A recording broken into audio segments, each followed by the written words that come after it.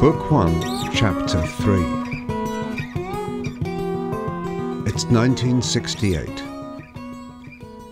A grey school playground is covered in dirty brown slush. Sloppy balls of snow fill the air.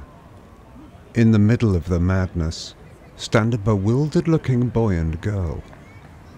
Long school uniforms and shiny buttons ensure they stand out against the older kids' scruffy clothing. Another boy and girl team approach. Their uniforms look newish too, but are customized with rips, safety pins, and more than a little dirt. The newly arrived girl grabs the other girl's tie. The rough-looking boy does the same to his male victim. They begin yanking at tags on the reverse.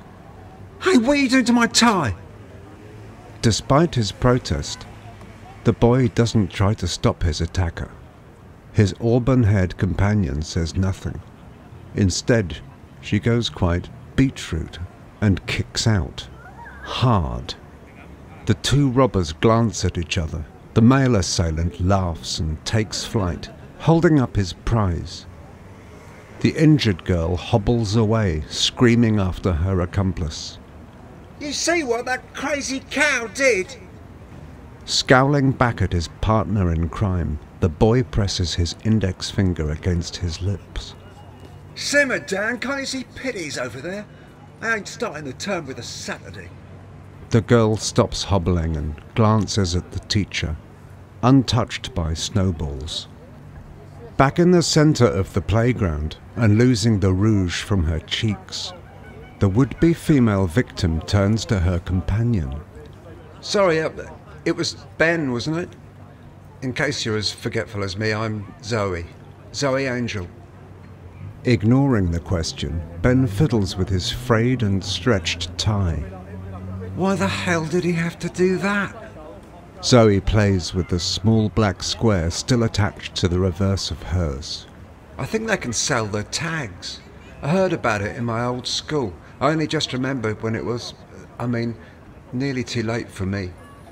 You sure you don't want to go after him? Ben's eyes widen. Didn't you see the size of that guy? Spotty bugger must be at least 2 years older than us. Zoe considers her next words. Actually, he's in our year. He might even be, well, it's not the end of the world, Ben. Weird, though. He was in my group for a test this morning and he got the top mark. The best mark. Probably going into the top set, and he still does that. Ben shakes his head and trudges across the playground, his new friend following on. I can't face going home to Grandad with my tie like this. Not on my first day. Ben leans back on the damp wall of the old science block. Zoe goes to tell him that he is now ruining his blazer, but decides against it. Giving up on his tie, Ben allows it to dangle, limp and twisted in front of his white shirt. Where did you say you lived, Zoe? Oh, 33, Ample Street. Ben straightens up. You can't live there. I live at 40 Ample Street. Well, I do. We moved in a few years back. We used to share part of a big house, but now we've bought our own. It's funny, but I can't remember anything about living in that old place. Anyway, the mother insisted we buy this house. She went on and on about it to my dad. Can't see what's so special myself. We only look out into the street and other houses with that horrible dog poo park at the back. You must know that park. Hardly any trees and full of litter. Anyone would have thought we had sea views or something, the way she rushed upstairs. Anyway, Dad would forgive her anything since England won the World Cup. Ben is about to make an observation, not least about how much his new friend can talk. Unfortunately, before he can say anything, he is struck on the forehead by a ball of hard ice. Zoe instinctively reaches out, but Ben recoils, rubbing at his head.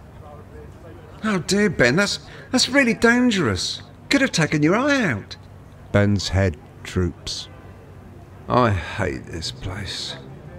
Zoe pauses for a moment and then shoves him with the fingertips of her outstretched hand. Tag, you're it! Hey, that hurt too. Zoe looks like she is about to laugh. Instead, she brings her upper lip down to cover her front teeth. But Ben can't stop himself from beginning to chuckle.